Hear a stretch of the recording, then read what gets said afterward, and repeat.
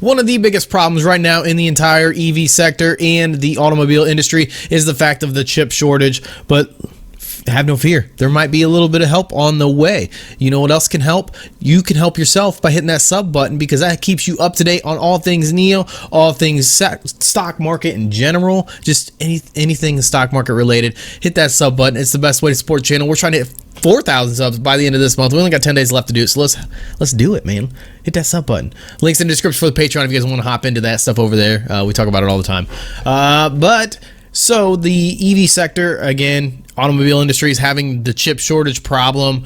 We've known this has been a common theme, and that's why a lot of these stocks are tanking. But we've talked about it before. The $50 billion that the Biden administration is trying to push out to help the semiconductor sector is, maybe on its way. He had a press briefing back in March at the White House with over 20 major company CEOs came in, and they talked about the chip shortage. He had people from like GM, Ford, AT&T, Samsung, Google, Chrysler, like all these big name companies. But one of the bigger companies that are coming in was Intel, and Intel is actually building a new factory in Arizona, and they said that they were looking to have their new factories push out semiconductors within the next 3 to 6 months or 6 to 9 months. I can't remember off the top of my head, but I'm hoping that helps. It helps this sector. And NIO actually buys chips for their autonomy from a company that Intel owns, so that could help. Right. That could help NIO. Right. I hope so. NIO's president, Quinn Lee Hong, might be saying that wrong, but that's what I'm going with. It says that long-term preparations must be made for chip shortages, or for the chip shortage. And then I'm just going to read a bunch of quotes that he said from the article. So this is all from him. There are a lot of black swan events happening in the world that are impacting chip supply. I think that we have to be prepared for the long term in this regard, and this is a new subject. So, one of the black swan things might be that ship that blocked the canal, because there was supposedly chips on that thing. Right. So, it's just a bunch of, and then the factory fire, that, just a bunch of just craziness happening. Yeah. So, that doesn't help anything. But then he also says that many people think of the chips as a single problem, but in fact, chips are a series of problems. For example, there are over 80 chips used in the NIO ES8. And that's containing like 40 to 50 different, categories of chips. Right. So the recent shortage is not of computing chips for autonomous driving, but basic chips such as weight sensing chips in the seats. Could you imagine your whole industry is held up by freaking chips that go into heated seats?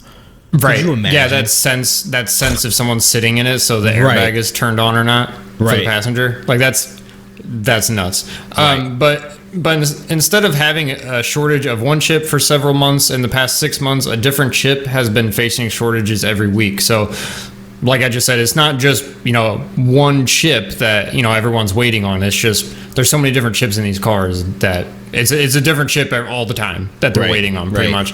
So in the big picture of overall automotive industry development, this is just a blip, he says, which is good. China can achieve local production of the vast majority of chips if it makes up its mind. Don't know exactly what that means, but it seems good that, he thinks it's just a blip, and that China can produce the majority of the chips, if they get things straightened out.